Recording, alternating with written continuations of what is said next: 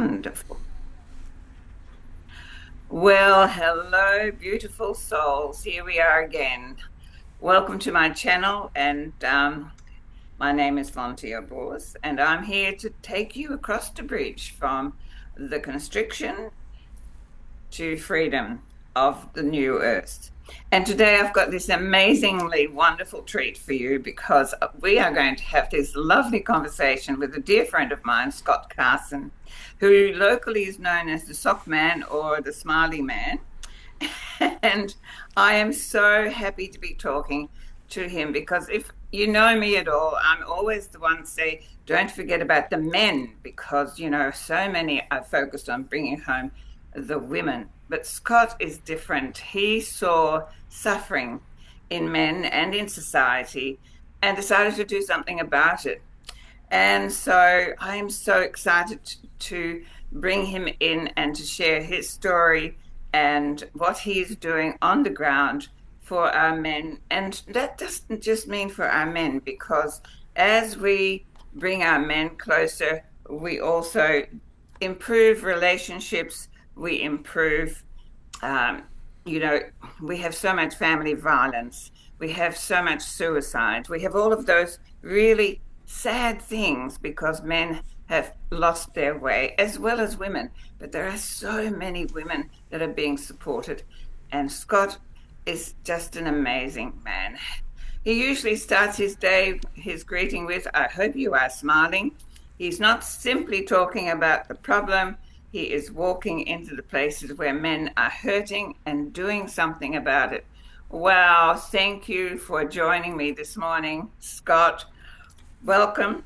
And let's have this conversation because you and I, we are not afraid to go where people don't like to go and to call a spade, as I always call it, a shovel full of you know what. So welcome and thank you. So Good.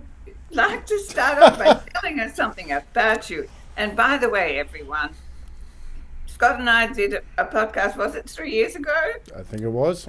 And I've got the link in the description below because he tells us his own story that you will want to listen to once you have heard here. So please put down whatever you're doing, focus, because this may save someone's life. No pressure. No pressure. No, not at all. Look, firstly, I want to say thank you, Vonn. I want to thank you for your heart. I want to thank you for your connection. We've known each other for quite some time now, and sometimes in life you meet people that they're a rare gem, not because of their community, but because of their actions. And you're that rare gem to me that your actions speak far louder than your words. And at times I've had to lean into you as we just did prior to this conversation, Yes. and I lean in and I hear things that I need so I can carry my smile. Yeah. So with all of my heart, thank you for the opportunity to have a conversation, but thank you for being you. So welcome. Yeah. Yeah. So Where do you want to go? Do you know what? I'm gonna hit something straight off the cuff because one of the things I do when I'm sitting in conversation, I like to keep notes for myself because I want to listen to what you have to say before I respond. Because I don't like stopping somebody when I hear something I need to grab, because often I miss the gold that will come afterwards. But there's something you hit straight off the cuff that I want to dive straight into: family violence. Right, and I don't want to muck around with it. I want to talk about it straight because we live in a society where family violence is prevalent in so many different ways. The subject of violence has so many different categories now, and the reality is it's a painful impact that somebody else puts onto you because of the decisions they make. Right now, male or female doesn't matter. The coercive control, we've got verbal abuse, we've got all of these different opportunities around violence. But if we get to the core root of what actually happens within violence, violence is the end decision or implication that pressure is built up to and hasn't been dealt with. Right? Yep. Yeah, absolutely. Where are the safe places in our society for both men and women to work through the problems so they don't become violence, so that they can be held responsible for their projection. Yeah. Where are the places? There are very few. So much of what we at the Business Smiles do in our society is create safe places for people to open their hearts and speak their truth. Yes. So the business of smiles is what you are all about. And just for, very few people probably know who you are and they see the smiles on your shoulder. But I just want to share for a moment how I first became aware of you. And that was during the lockdown time. And I used to go with a friend for long walks along the beach, and then we'd stop for a coffee. And I suddenly started seeing all these little, what do you start with? Smiley badges? We had little smiley. We've always got the socks. We've got the little tokens. We've got all. And I saw these smiles. And of course, during the middle of 2020, we certainly needed to see smiles. And I went, oh, who is this person? And then all of a sudden, what happened was I have a friend in Queensland, and he called me and he said, Vonn, there's a guy down in that lives near you, who's a really good friend of mine. His name is Scotty Carson. And I'm going, okay. So then we came together. And so all I knew then, from there, you turned around and you started to hand out socks. And so perhaps if you can just tell people how you decided to go out into the public and make a difference. Yeah, that's great. Now, so what I'm leaning into and where I took my time in consideration is there's so many parts of my life that have been painful. Right? Now, in the podcast we did 3 years ago, you hear a bit about that. Yeah.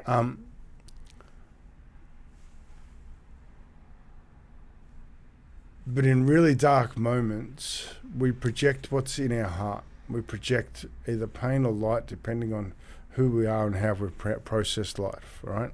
So everything's about finding the inner smile, right? How do you find your smile from your darkness? Well, you got to process it. You got to find a way to do that.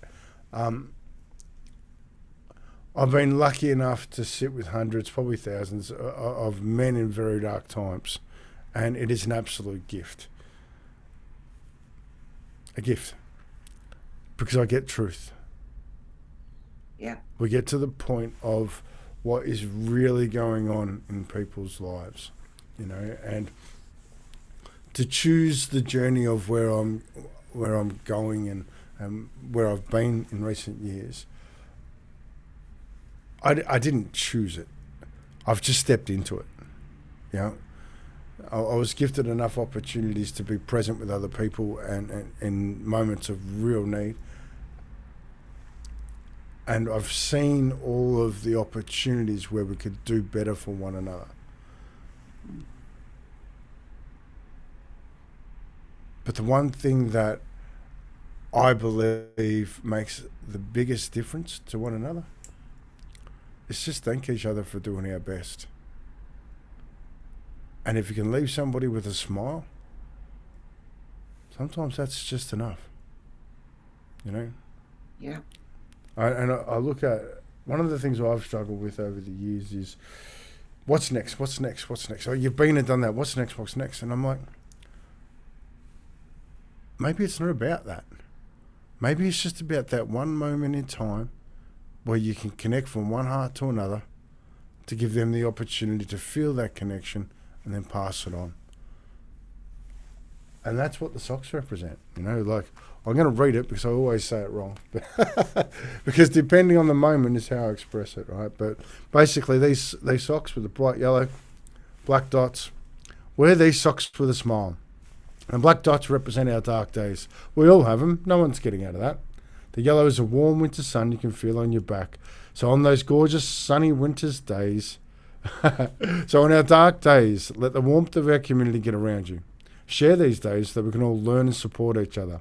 The easiest way to do this is by putting these on with pride, sharing the story of them so you can pass on the smile you felt when you received them. Let's infect the world with smiles. I hope you're smiling. Now, these socks actually aren't about the socks, right? We've handed out over 20,000 pairs of socks while walking the streets, while going into communities, and the socks are the tool. You walk up to somebody and say, thank you so much for doing your best right now. Is it okay if I gift you something from my heart to yours? You give them, and if they say yes, fantastic, give them the socks. Yeah, I'd like to share a smile with you and ask them to read the back. Every time somebody reads the back, it's real. Yeah. Yeah. And yeah. that... I remember we did those socks. We raised money for the, together, and we sent all those socks to and when was that? Lismore. After the floods. Was it after the floods? Yeah, up in Lismore. Yeah, to the emergency services people and the military that were traumatized and that were in a rehabilitation hospital, and we sent them all those socks. And I just loved the comments that came back. And I think, that to me that's what you do. You just go to the people that are hurting and you offer them something as simple as a pair of socks, but it's what's behind it. It's the heart behind it, the love behind it that you do. And I always remember doing that with you. And then and I thought, wow, these are rough, butchy blokes that are out there in the field. And honestly, they were like little pussies when they were, and I say that in the car because I'm a cat woman. Yeah. And their comments were so heartfelt and so beautiful. And so in that moment, we think we have to do grandiose, amazing things. But of course, beside the socks, I'm very aware of what you do on the ground here. You run dinners and you run specific workshops and you go out and you talk to groups of men and women. You are on the ground the whole time. I don't know how you have time for yourself at all. And, and that is just amazing because I know how many lives you are saving doing that, because it's not about just the men and women that come to listen to you. It is what they take home and how they go when they are home. And I know that myself, for the work that I've been doing for 40 years, is that when a person changes within, it changes everything around them. And, there just needs to be one aha moment and just one kindness and one person who hears you. We can listen, but we can hear people, but are we listening? Can we put our own agendas aside long enough to actually to feel beyond the words and really connect with the pain in their heart? Because that's all that any of us ever want, is to be really heard, and not just listened to, but heard with empathy and compassion and support and guidance if requested. Would you not say so? Yeah, 100%. I'm just being heard and seen is a gift. Like, if you think about how many people on the planet, some crazy number, you think about how many people you know, and then how many people are your friends, and then how many people you really know, and then how many people actually really know you. Very few. Right. Well, yes, because we don't really show ourselves. Correct, and that's the magic, right? If someone really knows you, the inside you, there's a strength and just a gift that someone's taken the time to do that. But I do want to grab something quickly. I just want to backtrack a little bit because we've done fundraising for a couple of different things. Yes, we put money towards Lismore. That was amazing. But the actual event that you were talking about was we actually sent some socks into I don't really like calling it a psych clinic because it's a facility that supports veterans with probably the deepest case of PTSD. PTSD, right? It was mental health. Yeah, significant. Yes. But we had a beautiful man, Clint, who went in and presented I remember Clint. yeah, he presented the socks to the men in this ward, and the messages and everything that came back were extraordinary. However, the moment that hit my heart the most is I was working away. Next thing you know, I get a photo from one of my friends of a man wearing the socks. He's a builder out in Warwicknabeal. He turned up to a house to quote a renovation, and the man walked out wearing the socks. My mate turns around to him and goes, "Where the heck did you get these?" And he told him the story of Clint giving to him just before Christmas in that ward. He hasn't taken off the socks since. I think he needs a new pair. He does need a new pair, and like it's, but even to date, like it's. Yeah. I have these amazing opportunities. I had a photo sent to me just last week of a young guy who is had time, and the sock got a hole all the way through the foot, and his mum goes, "I can't take them off him." So that was the post that I sent. So just quietly behind the scenes, I found out where this person works, and I went and dropped off a pair of socks, 2 pairs, just in case I get a hole in one. But that connection, that of going and seeing that person, Yep. and having a conversation about what the socks actually mean to them. And it's really, that moment of somebody cares. Somebody 100%. cares. So no, I work with men, and I have a beautiful group of divine masculine, and I want to touch on the divine masculine and divine feminine. I just want to go into that space in a moment. But yeah, so I started a men's group, because my passion is to create a sanctuary, a newearth sanctuary down on the Mornington Peninsula. And so this group of wonderful divine masculine men came together with me because, men love projects. And I so do. we, we got stuck into, and through that, of course, they'd all been working with me in the past. And what I want to talk about, and now I'm addressing women for a moment. These men, you talk about safe space and honesty and just showing yourself. They give me the privilege, and have given me the privilege for so many years, to be completely naked in no girls, not without their clothes, completely naked in their emotional being. And I sit there, and the privilege, I go, they bare their soul, and they know that it's received with love. It's never received with any judgment or opinion, and that to me is one of the most important things for us to get from this podcast. Whoever you are, man, woman, whatever you are or aren't, create a safe place for others to be vulnerable, to be able to open their heart emotionally, because mental health is actually the underlying of everything, is that it's not being allowed to be heard emotionally in their darkest times, for fear of being judged, for fear of not being seen as whatever you think you need to be seen. So whatever you can do from this day forward, create a safe place for each other to be heard, to be supported, so that you don't just spend time having coffee and sitting and laughing. That's wonderful.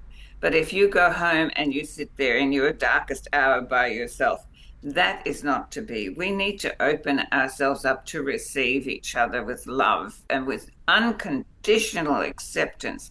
And that's one of the things that I do say this community that I am a soul mama of does. It opens their arms, and people are supported And I would love more men in that community, and I'd love us to come together, actually, you and I, Scott, and to bring that together so people of all genders, whatever they feel safe to be open and honest. Because if we don't do that, we can never ever move out of this restriction and constriction. Because what it does when we don't step into our own divine masculine and feminine imbalance, then we can never step out of this lack of sovereignty, this place where we are over-governed and controlled. And we do need to move into freedom of body, mind, and soul.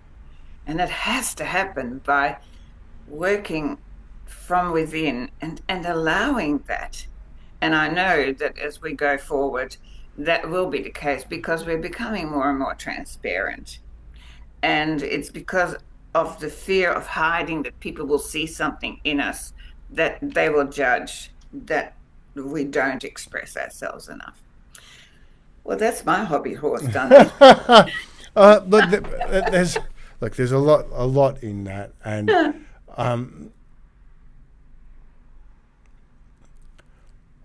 I think there's nothing more beautiful than truly seeing a man's heart. Oh, yes. And if you ever get to see that, you're a lucky person, because we don't share it. Not because we don't want to. It's because we see ourselves as protectors. We're valued for being protectors. And that means we're going to protect you from our pain too. Yeah. Right? And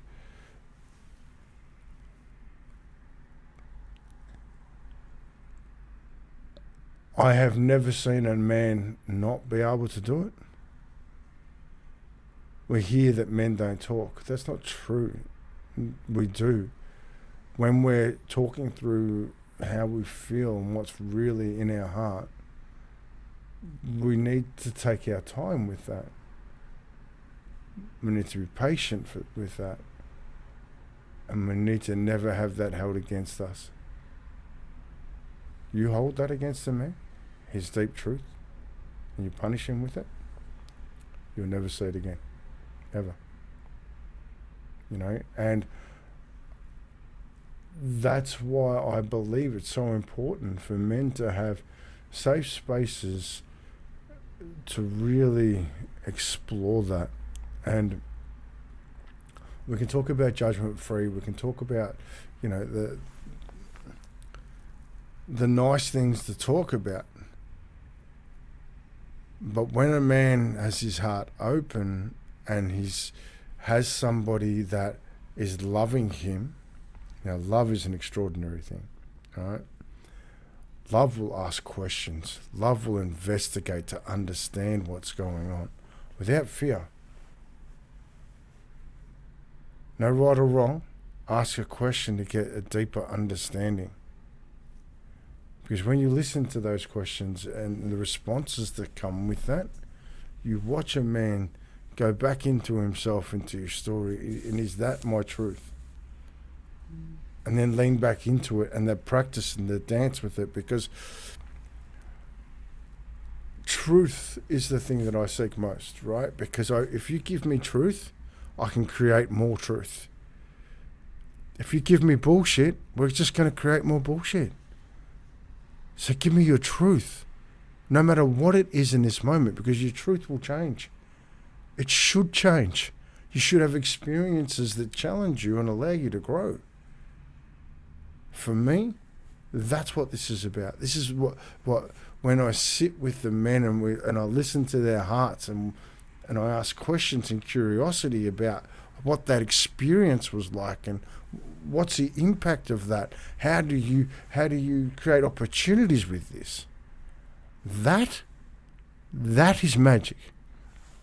One of our programs is the Smiles for Life program, where it's dinner, and dinner is very important.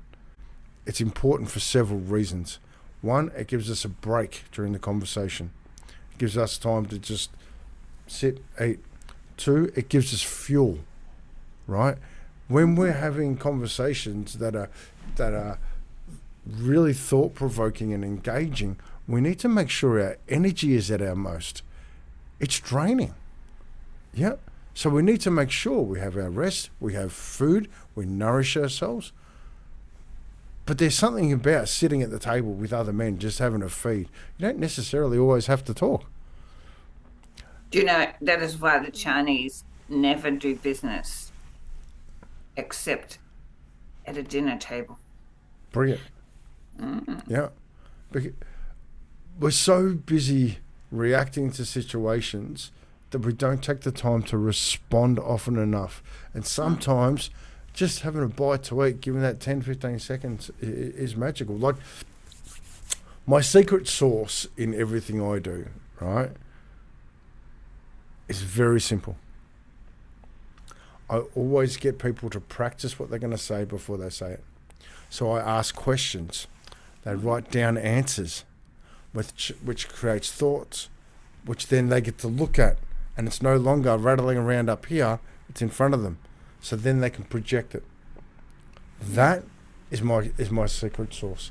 And on every which way I go, it's always a written down answer. Yeah. So I want So Scott, sorry, yeah. can you, so you've got the business of smarting. Yeah, which is the overarching not-for-profit. That's the that's the umbrella. Yep. So can you talk a little bit about the mission underneath that umbrella? You do have programs that you offer. Yeah. So there's a couple of different programs. I've got Smiles for Life, which is for men, and it's dinners for men to have courageous conversations, and especially conversations that matter. I've got Smiles Within, which I didn't actually want to do, to be perfectly honest, which is I hold one dinner a month for women to come to be a part of, right? Now, that dinner is extraordinary. We had one last week, and the topic was love, and I had a friend come and present, and she's known as Miss Love, and she's a marriage celebrant, and I watched love in action. She came in, she had a presentation ready. She asked the room, what is love with a partner? They went around the room, they discussed it. What is love with a kid? What is love with an animal? That took up 45 minutes to 50 minutes. She had a 15-minute presentation, but put it aside because it's more important in love to listen, right? Yep. She showed what love is. Love is acceptance of you. Understanding. A lot of people call it understanding, but it's what do I need to understand? So what's your understanding? But the most important one is appreciation. So to accept the room, to hear them, to seek understanding, and then appreciate that with them was just extraordinary. There was only one more question asked after that, and that was, what is love to you? And that led into another hour's conversation. That's the one, though, isn't it? Because Correct. everything is projected from that. What is love for you? Correct. And that magic. And so the reason why I'm sharing that is because inside the Smiles Within, where we have women sitting there, I'm a man holding space for women. And the honesty that I have in that space is phenomenal. That Magic. And since doing that and building a community around that turn up with their hearts open, oh wow. The next one we're talking about needs. What are our real needs when we go into it, which is going to be really cool. So why that's become important is because that's a real balance for me. That's I don't have just one side of the equation. I have two sides of the equation, so I get a better view all round. So they're my two projects, but there's also we've got the socks where we go out and walk the streets. My thing that Talk about that for a minute, because because there's more to just walking the streets. Oh, very much so. What's the process? Come on, because people that are listening to this podcast will go, well, how can we do that? How can we? Because there are people that are all over Australia, there are people all over the world that'll love what you're doing, and they want to know, well, but how do we do that? Yeah, and I love that because it's. I don't take a lot of people with me when I walk the streets, Mm-hmm. because it's it's a very personal experience, um, and there's a cost to it because you have my attention. What I'm watching when I take somebody who walks the streets is I'm watching them project what's in their heart. All your Mm-hmm. fear comes up when you walk up to a stranger you've never met before and Mm-hmm. thank them for doing their best. Yeah, Mm-hmm. all your stuff comes out. What you, So that's how you open the conversation. You yeah, just go up and say, thank you for doing your best. yeah, give them a smile. But I'm watching the way in which you connect. So that is a very very personal thing, and it's something that I absolutely love doing. And I can Mm-hmm. tell you 1,000 stories about it. But if someone's interested in that, reach out privately and we'll have a conversation, because what you're actually doing is you're going out on the streets to sit with people and hear them in that moment. Mm-hmm. If you're not prepared for that, then it can create a real issue, Yep. within you, right? Yep. Because it does bring up a lot. I love taking men out with me when I do that, and because it's unusual that you have, a group of men walking together, just saying thank you to people, putting a smile on people's faces, not for the want of anything other than to connect to another person's heart. So that's something magical. My presentations are what is really ticking some boxes at the moment, in a big way, Mm-hmm. because they're raw. It's my story, and then I ask people, rainbows or unicorns, right? Rainbows or unicorns, which one? Two different pairs of socks, two different meanings. But then we get people to sit there and share what that means to one another, and we get to walk away together. Um, I'm lucky that life has gifted me so many opportunities to grow, right? The problem's not the problem, it's how we respond to the problem that creates the pain, the lesson, and the opportunity. The pain is the gift. Life gifts us those beautiful moments of pain, although in the moment of them we don't wish for them.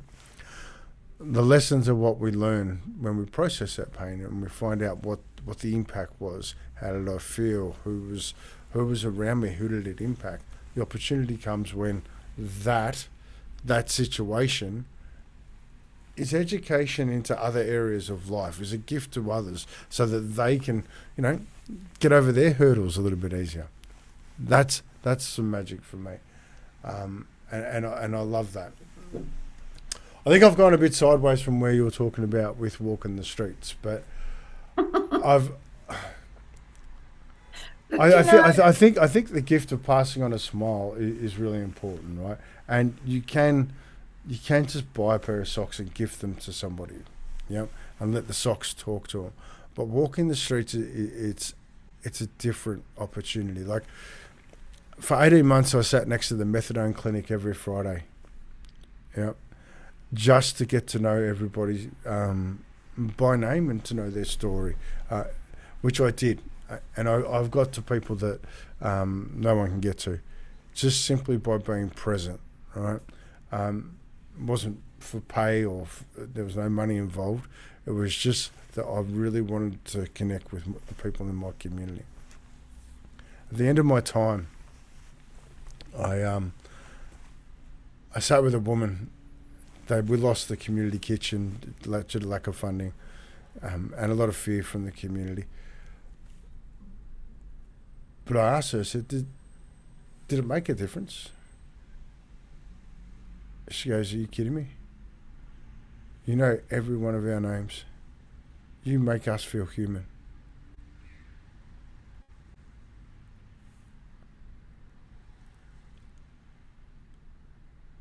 in a world that is so confused by so many things, to make someone feel human, I'll take that. You're making so much difference in people's lives, and you're doing it on the ground, and it's just magical. And I just I I watch your journey, and it just, really it touches my heart because people are lost out there. They a bit, as our systems are changing, and they have to. Um, Everything that we might have thought of was security is not.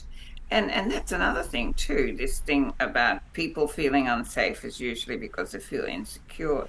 I just want to bring it back as we sort of complete our chat, but I want to bring it back to where I'm coming from, and that is to restore the balance of divine masculine and feminine within all of us, which is virtually what you are doing by working both with the men and the women. So, it's not a terminology that is even considered uh, in most of people's everyday discussions. But it is where we're heading. And what does it mean? What is a divine masculine and what is a divine feminine? And for me, it is just living in your truth. Because at the core of us, that is who we are. And so bringing ourselves back to that inner standing of this being, we are creator beings who are constantly projecting our lives forward. And by changing ourselves within, so by bearing our soul and letting go of our stories of trauma and not good enough and self-hate and self-judgment, and when we let go of all of that and we take off the layers of pain, of memory, of whatever it is that has stopped us from being this amazing, conscious creator being, because that's what it's about, isn't it? We cannot not create. But when we're conscious of that, then we can become powerful. Then we can take that power and we can drive it forward in the way that we choose, and we have self-sovereignty. And you and I are both on that same journey.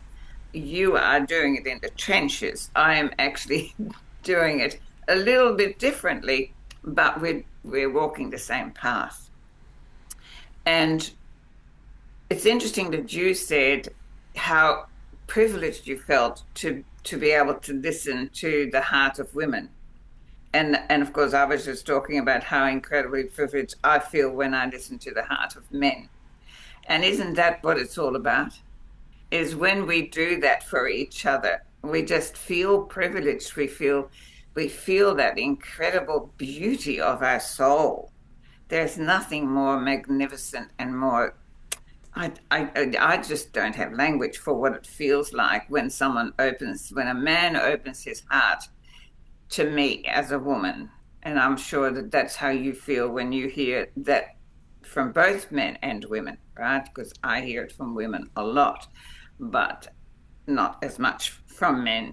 And I think this is where we need to go. And to really have that understanding of there is a divine masculine within each one of us.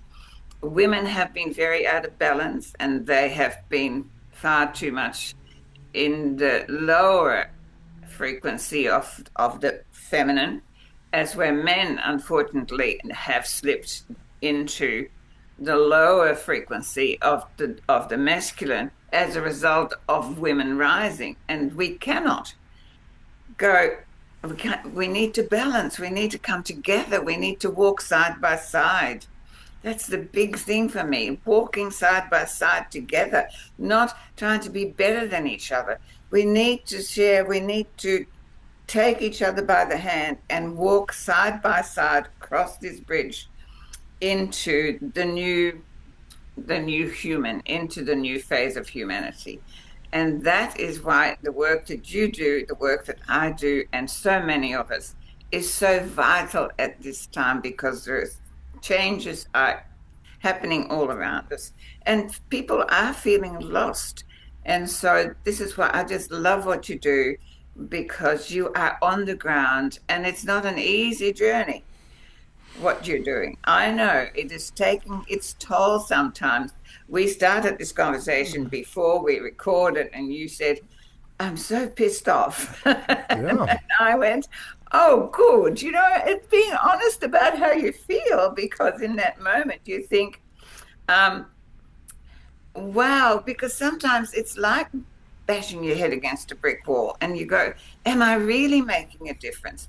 But darling, you are amazing at the difference you make. And so, yes, life is challenging all the time, but we need each other to move forward as one. And we need to make each other feel safe to be able to do that. I don't know where all of that was coming from or why, No, but no, hey, it's perfect, right? Because I'm listening to that and I'm like, how do I choose to respond to this? Like the divine feminine, divine masculine, and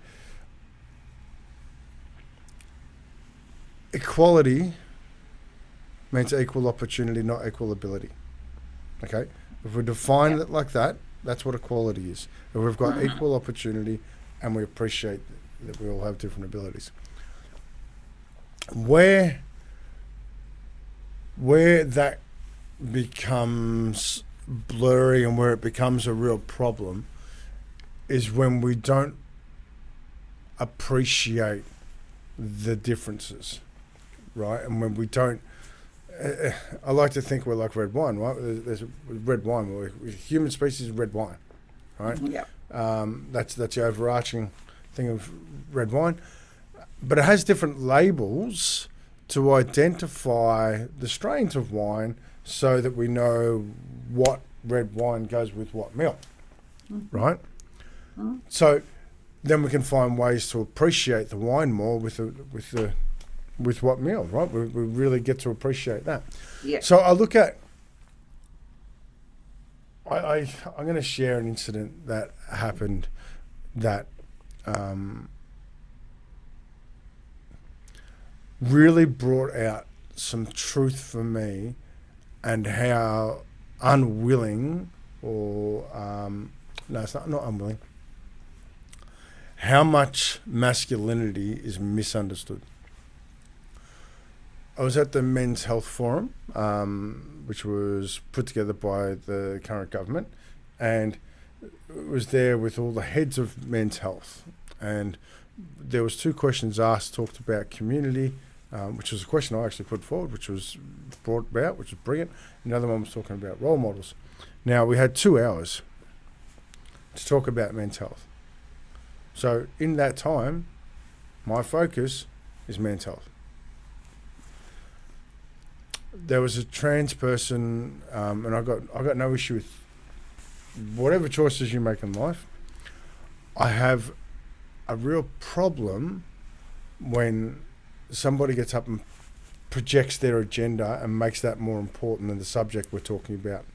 Because when you do that, you are not choosing love, right? You are choosing you over what this is about. And if you don't take the time to explore the things that need to be explored, everything goes sideways. Anyway, so we're going through the conversation. This trans person went to talk about role models, and then chose to speak about trans pain, about trans suicide rates being worse than men's, about trans needs. To which point, when they sat down, I said, I'm actually sick to death of this conversation being hijacked by a different agenda. We're here for men's health. Can we stay on men's health? Now, I'm a very passionate man, right? My passion when I speak was for every single man that I've sat with was living inside me. Yeah. Right? Now, if you tell me someone's taken their life, or someone close to you is taking their life, the very first thing I do is, please tell me their name. Share me their name. They then live within me. So please always say their name. Give them the voice they didn't have. When I speak about men's health and about men's well-being, I carry every single one of those men in my heart. When you have a man's passion speak, it can come across as scary because we're not prepared to sit in a man's true heart that can be so raw because of all the experiences he's had. We shut down that. We shut down men. We shut down innately what a man is. A man has a visceral expression to his pain. Yeah. If we don't know how to sit in a man's true heart, and his true heart is all of that emotion that comes with that, are we really doing justice to men? No. Yeah. That's why we need to create as many safe places with men who can sit in that strength. Accept a man's passion, frustration, and let him express it in whatever form he knows how to. Yeah. We don't understand true masculine hearts because they've never been allowed to be authentic and real and let that out healthily. You know, I think self-defense places are phenomenal for allowing a man to be physically get it all out, right? In a safe environment. Be responsible for your projection. Jordan Peterson said it beautifully. A harmless man is not a good man. A dangerous man who has it voluntarily under control is a good man. Now, when you hear that statement, you often think about this dangerous man. Dangerous man can be with this, with your mouth, can be with your head, can be with a written pen. If you have that danger and you don't use it against people, that is what a good man is about. And I look at the divine feminine, and the energy a woman carries is extraordinary. The opportunity to give life is something a man will never have. That nurture, that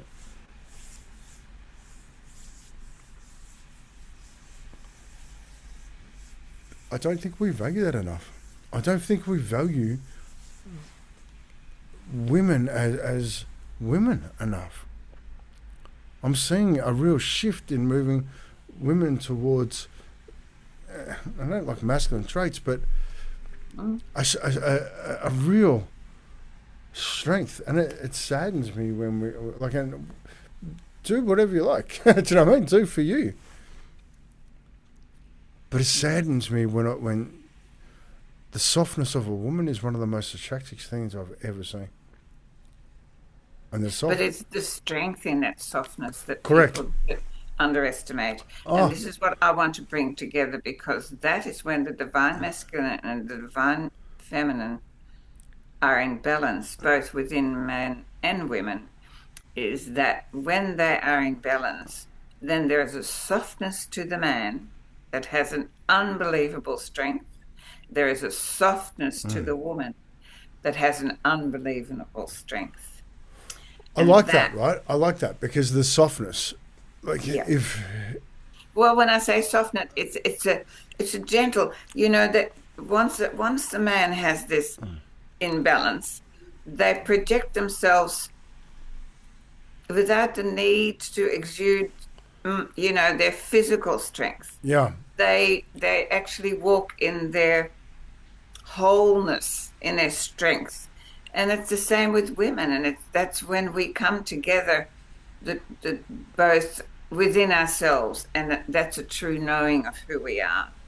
Yeah. And that's the work you do with men. You're bringing them home to remember who they truly are, and to set aside this, the fight or flight foundations that we're all being built on. Yeah, well, and I do it through intimacy.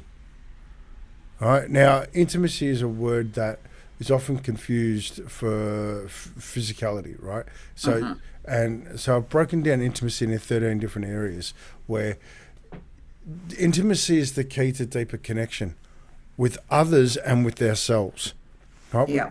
And when we understand intimacy and how we have that with one another and where we have that with one another and what we receive from one another, then we get the opportunity to really connect. And I could talk about this for a long time, and it's something I've been working on a lot lately. I've actually started writing a book on about it, love and intimacy, the keys to Oh, deeper that'll be connection. Yeah, wonderful. it's beautiful in all parts of your life, right? Because I see men connect, and I was one of them. I thought having a partner was just about physical, right? Mm. Because men themselves are physical.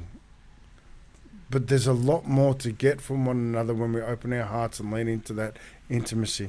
And yeah, I could talk about this for ages. But I want to sort of close up on something. Well, I'll let you know when that book's finished because I think you'll really enjoy it. Oh yes, I think we're going to have to have more discussions. It's Yeah, an we will. ongoing topic. But I do want to grab something to share with the listeners because I think the key. I always say to a man's heart, but I'm going to open it up to a human's heart. It's three things: courage, connection, and contribution. The courage to be yourself. The courage to step in. The courage to be a part of something. Connection. How are you connected to yourself?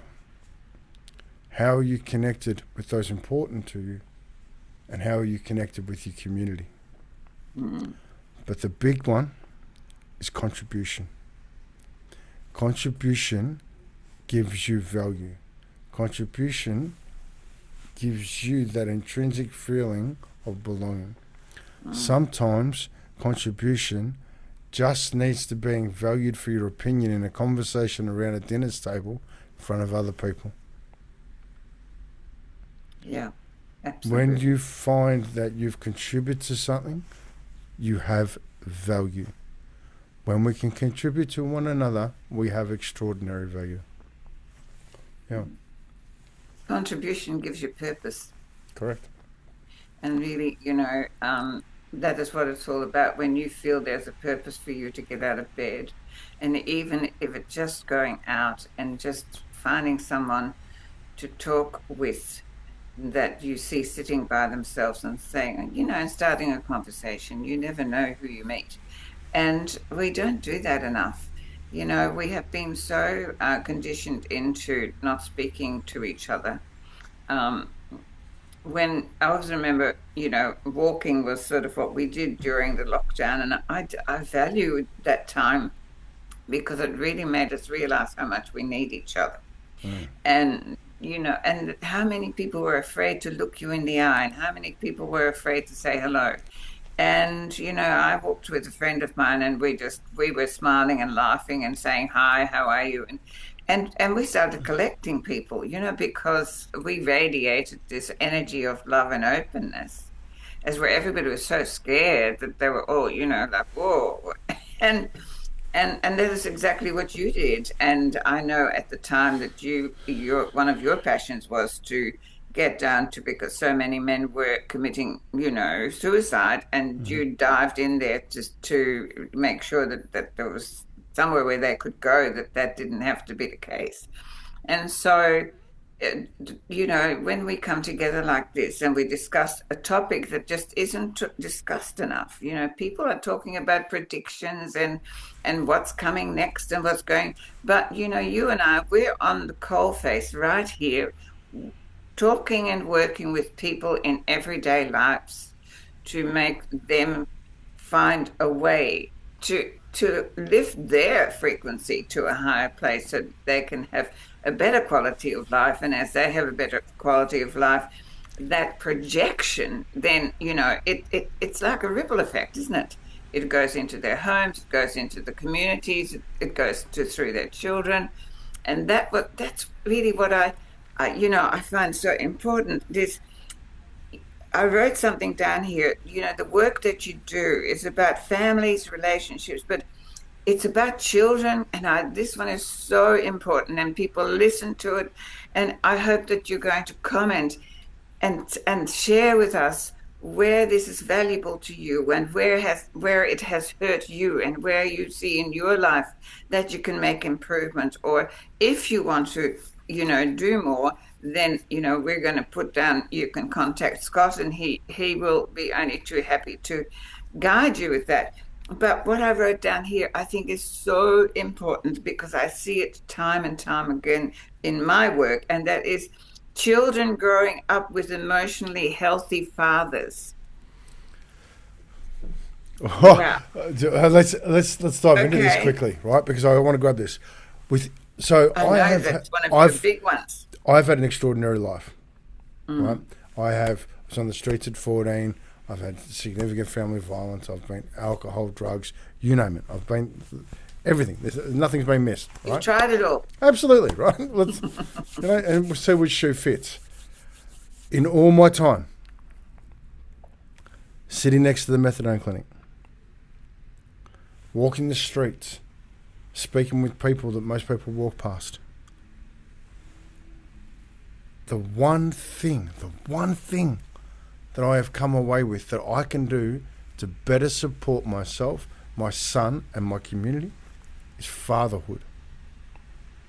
Now, fatherhood is not just something that's, you're a dad, you're into fatherhood. No, it's an action. It's a, how do I hold the line? Where is my line? I am not going to fix you. That is your job. But I'm going to stand beside you as you do that. Yeah. The reason why that's so important is we can do as much work as we can with the kids, try and change the next generation. But if they go home to the same environment with the same pain in that environment, they come to school, they can't think. They can't. No. It doesn't change anything, right? No. And we're in this world, and you can easily sit here and blame governments for X, Y, Z, and but the reality is we've given away our power. We've given away our responsibility. Responsibility starts with you and how you turn up in the important places. That everything for me, and I'm gonna. How long have we got? Because I want to share a story that's really important.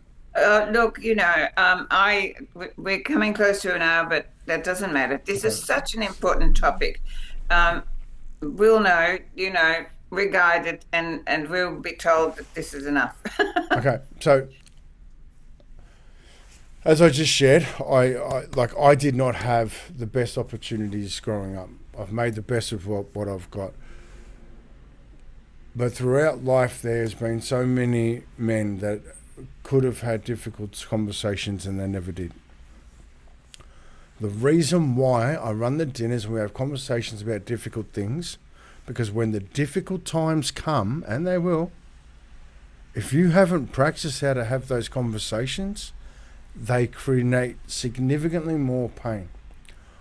I'm going to share with you the one moment in my life that made all of this worth it. Last year, my mum passed away, right? Now, I am the black sheep, which I'm fine with, because, in order to break generational patterns, you got to break generational patterns, right? And that includes with people who are or aren't ready, and it doesn't matter because it's not about them. So it's been a difficult journey. When I heard that my mum was in hospital, I was told not to go.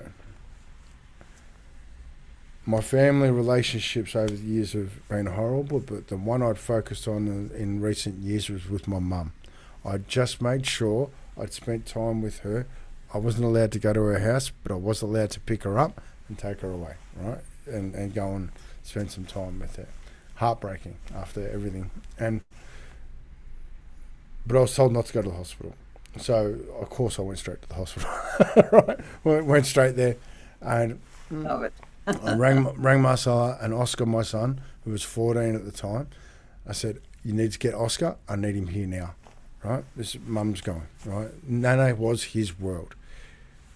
In his eyes, and this is the most beautiful thing, Nana's the only person that's ever truly loved me without ever getting angry with me, anything. Now, when Marcella had her accident, she had to learn to walk and talk again. Oscar went and lived with Nana because we had no choice, right? So they built this beautiful relationship which was completely honoured. Made difficult in the last few years because of COVID, but that's another story. So anyway, so at this point, we get to the hospital first. Because I'm there, the rest of the family stay away for a bit, which is great. We're in there, we're talking with my mum, and my mum throws up. Now, what she throws up is all of her insides. It's horrible. It's black and it's feces and it's... Oscar freaked out. He and Marcella ran out of the room. So I cleaned my mum up, right? I cleaned her up. Talking, she goes, I'll get a nurse. I said, no, you won't. I'll do this. It's okay. Then I put a towel over her. I said, listen, I'll just be back in a sec. I walked outside and sat with Oscar. I said, how are you? He goes, Dad, I am no good. You guys said, yeah. I said, that was horrible to see. And I said, I can understand that you may not want to go back in. He goes, yeah, I don't. I said, I can understand that. I said, but right now is where true courage comes about. Now, if you don't come back in now, you might regret that for the rest of your life if you haven't said everything you've needed to say. Yep. And I said, what you just saw wasn't Nana. And I really don't want that to be the last thing that you see, because that'll really hurt. He goes, I don't know what to say. I said, mate, all you need to do is thank her for all the beautiful things you've done. To which point he goes, okay. I said, I'll be by your side. I've cleaned Nana up. She's fine. So we walked back in. He sat on my knee. Marcella came in, which was huge courage for her. And he thanked Nana for all of the beautiful moments. I said, mate, there's one gift that you have that you and Nana have just loved doing. And I would just love for you to share that. He goes, what's that? I said, I'd love for you to sing to Nana one more time. Ooh, this will probably get me. He stood at the end of the bed, tears running down his eyes, out of his eyes. And it took 3 minutes to get composed, just enough so we could sing. And they love Christmas carols. He played the most wonderful time of the year. He shut his eyes, he let the tears run. And it was like an angel singing to somebody he loved.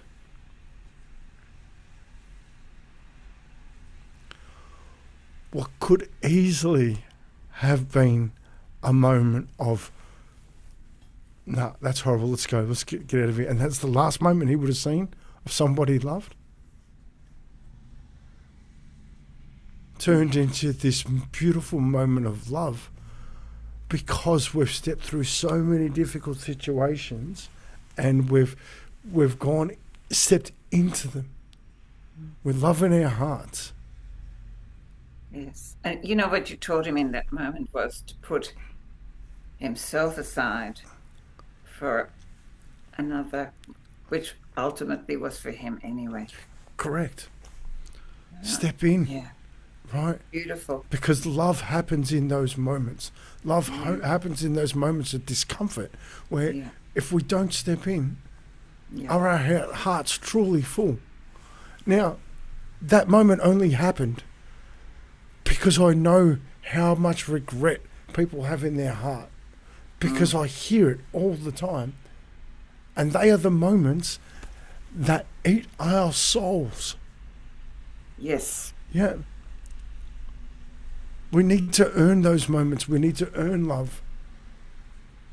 And they only happen when we practice and practice and practice. And coming to that place of vulnerability that I talk about is when you can honestly look within and have a clean and clear emotional body. Where you haven't got any hidden agendas, you don't have any hidden things that you haven't expressed, that you haven't put out into the open. And it doesn't mean that you have to speak it to everybody. Even if you just want to write it, use a journal. I love writing, as you might have gathered. And, you can pour your heart out on paper, and it's so important not to carry it and hold it inside your cell structure, because that's what makes us ill. Is all illness is caused through an emotional dysfunction somewhere within ourselves. So what a beautiful story. And what you just exhibited, Scott, is when a real man is able to share a feeling, heartfelt story with us without any inhibition, and that's what we all are going to be like. We need to be open with each other and show our heart. And thank you for doing that with us. That is so beautiful. So how can people connect with you? And I'll put all the links down below. You have a website, the business was smiling. And what else would you like me to present, and what else would you like people to know about you? Firstly, I want to thank everyone for doing their best. Yeah, no one ever makes a decision to make a wrong decision, ever, right? That's Sometimes we make decisions that we could have done better, but we only know that after we've made them. So with all my heart, I want to thank everybody for doing their best. Connecting with me, go through the website. I'm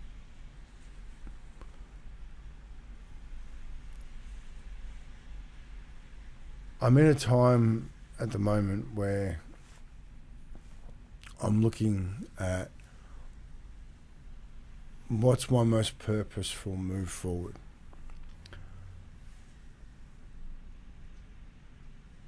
I'd love the opportunity for people to hear my story in person. So you'd like to be invited?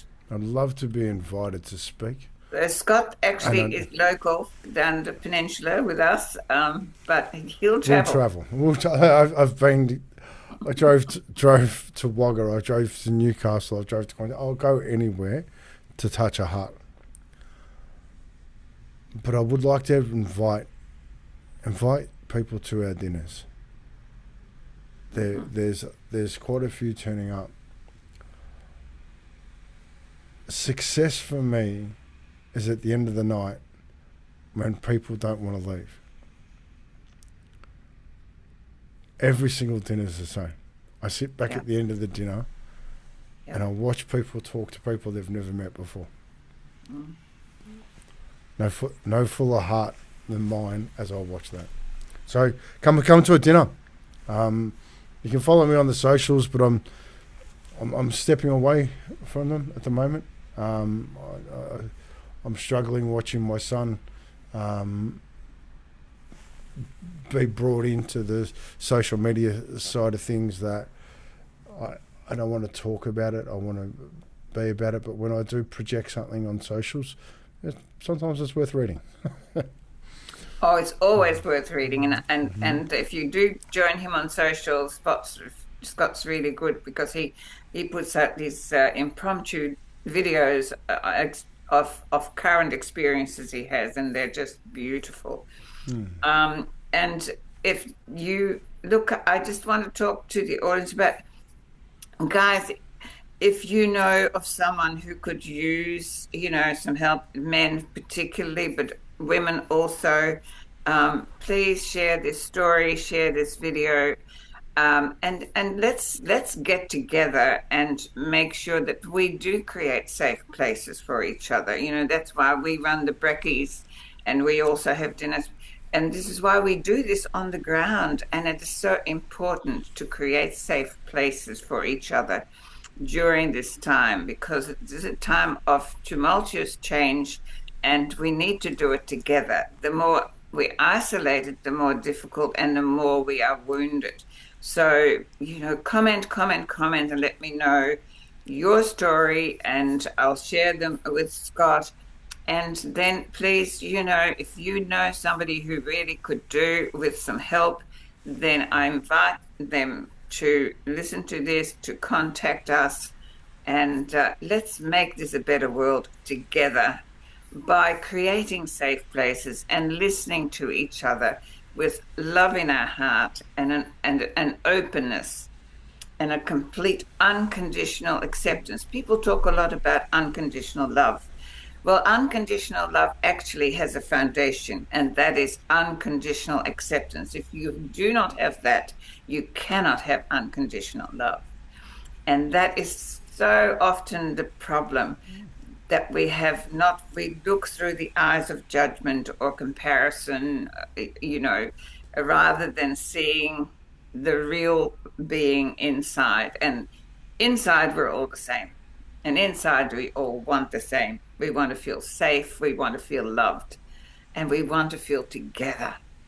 So that's really the aim of all my work. It's ultimately the aim of Scott's work. And look, if you know anyone else who is doing work like this, come forward. Let us know. I just thought I'd jump in there quickly, Vonn. I'm going to send you a PDF of a 8-page booklet I wrote, What is Love? Right? And it's there to be challenged. It's not there for me as someone who knows all. It's there to be challenged. If you're watching this, you got to this far, I encourage you to read the little booklet, and maybe you can share that on the link. It's just a little PDF. I think that'll be worth it. Wonderful. Okay, you'll send it to me, and I'll put that on the link below, and that will be an extra gift for you that you can then share around the world, because there's never enough love. Correct. Never enough. There's 2 states, love or fear. You get to choose where you sit. Absolutely. I chose a long time ago. My darling Scott, thank you so much for your time and everything that you do. You know how I feel about you. And let's continue to do the work and to bring us all up to a higher state of consciousness and move out of this construct of fear and judgment. So I love you. Love yourself. Love you too, Vonn. Thank you for everything. Thank you for being with us. And hopefully we'll see you again soon. Oh, you never know. I might turn up at a brekkie, eh? Oh, I might. I put out the invitation. We'll So, make it happen. bye-bye, everybody. Bye for now.